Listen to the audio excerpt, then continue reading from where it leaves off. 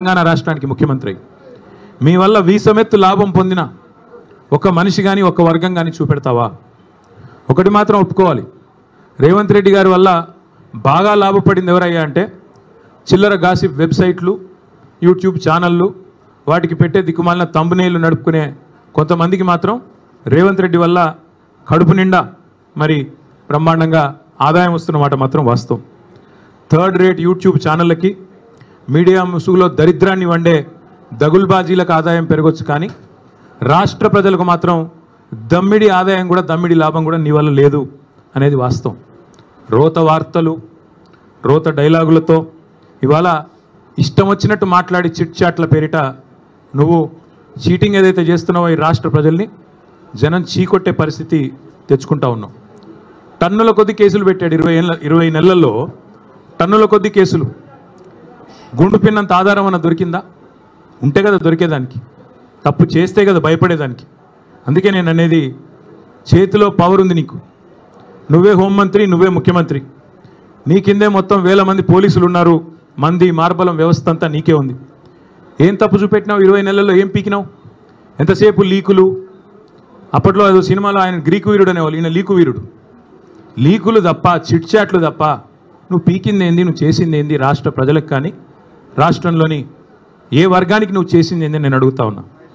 మేమేమి తప్పు చేయలేదు కాబట్టే ఇవాళ ఇంత ధైర్యంగా మొహమాటం లేకుండా దమ్ముంటే లై డిటెక్టర్ పరీక్ష పెట్టు, దమ్ముంటే లై డిటెక్టర్ పరీక్ష పెట్టు అని చెప్పిన మొట్టమొదటి రాజకీయ నాయకుడిని నేను.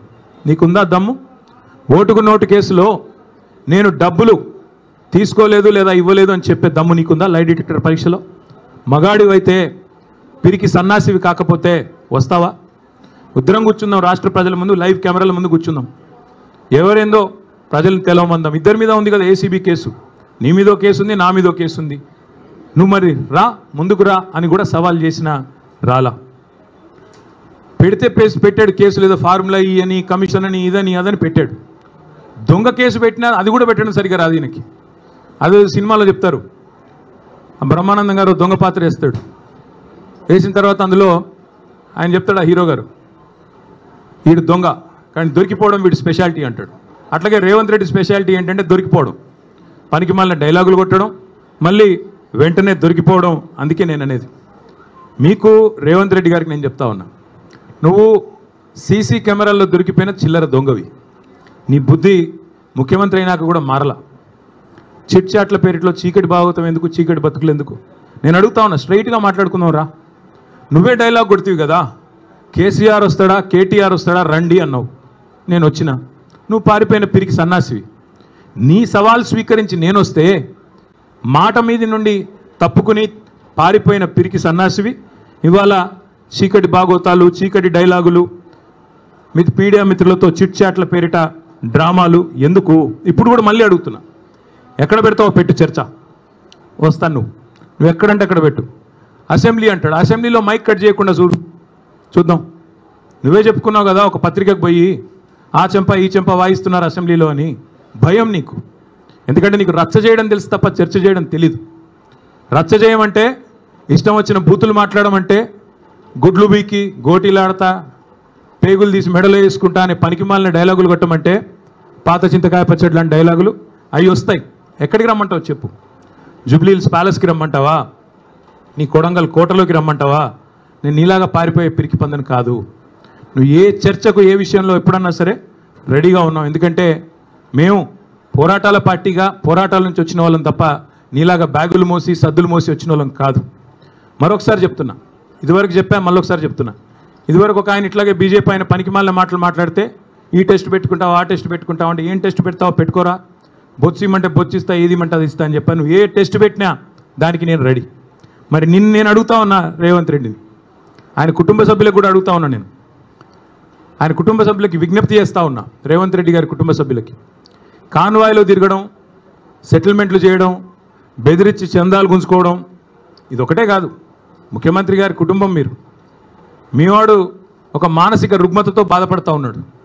ఎప్పుడు బట్టలు చింపుకొని రోడ్ల మీద పిచ్చోడ్లాగా పరిగెడతారని మేము కూడా కంగారు పడతా ఉన్నాం. చూపెట్టండి డాక్టర్లకి, వాటాల సంగతి తర్వాత చూసుకోవచ్చు. ముందు పిచ్చోడైపోయి బట్టలు చింపుకొని రోడ్ల మీద పరిగెత్తేలాగా ఉన్నాడు. మరి ఆ దరిద్రం రాష్ట్ర ప్రజలు చూడకముందే దయచేసి ఒక మానసిక ఆసుపత్రికి తీసుకొని పోయి చూపెట్టాలని చెప్పి నేను కోరుతా ఉన్నా. ఇంకొకటి నేను రాష్ట్ర ప్రజలకు కూడా విజ్ఞప్తి చేస్తూ ఉన్నా. ఈ మధ్యన ఒక అలవాటుగా మారిపోయింది.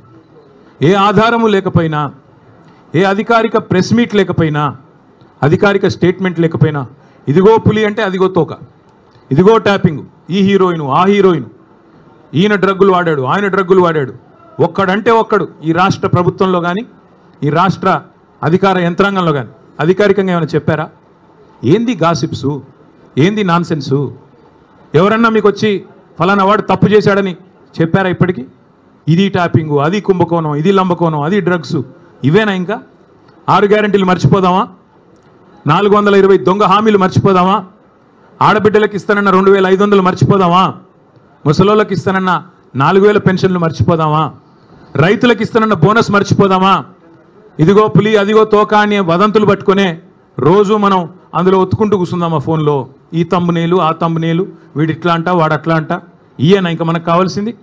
ఈ గాసిప్స్ అడిక్షన్ కూడా, ఈ గాసిప్స్ ఏవైతే ఈ వదంతులు ఈ రూమర్స్ ఏవైతే ఉన్నాయో వీటి అడిక్షన్ కూడా ఈ రేవంత్ రెడ్డికి పట్టుకున్నది. ఓ పిచ్చోళ్ళగా మాట్లాడుతూ ఉన్నాడు. ఆ జూబ్లీ ప్రాంతం ఉంటుంది హైదరాబాద్లో, అక్కడ కిట్టి పార్టీలు జరుగుతూ ఉంటాయి. మధ్యాహ్నం కొంతమంది బాగా డబ్బున్నోళ్ళు కిట్టి పార్టీలు చేసుకొని వీళ్ళ గురించి వాళ్ళ చెవులు కోరుకోవడం, వాళ్ళ గురించి వీళ్ళ చెవులు కోరుకోవడం, అది జరిగేది. ఈయన కూడా అట్లాంటి కిట్టి పార్టీ ఆంటీ ఈయన రేవంత్ రెడ్డి గారు. ఎక్కడో ఎవడో చెప్పింది విని అదే నిజం అనుకుని భ్రమించి దాన్ని మళ్ళీ 10 మందిని పోగేసుకొని మీడియాని పోగేసుకొని చిట్ చాట్ల పేరిట చిల్లర మాటలు మాట్లాడే నికృష్టుడు రేవంత్ రెడ్డి. నేను అందుకే అంటా ఉన్నా, నువ్వేదో వాగావు కదా నేను డ్రగ్స్ బిగ్స్ అని.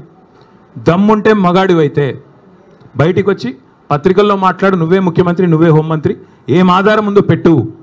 అంతేగాని ఒక దొంగలాగా నీకు అలవాటైన పని చీకట్లో కూర్చొని 10 మందితో ఒకటి చెవులో కూడా కొరుక్కొని పనికిమాలిన మాటలు మాట్లాడుతూ టైంపాస్ చేయకు.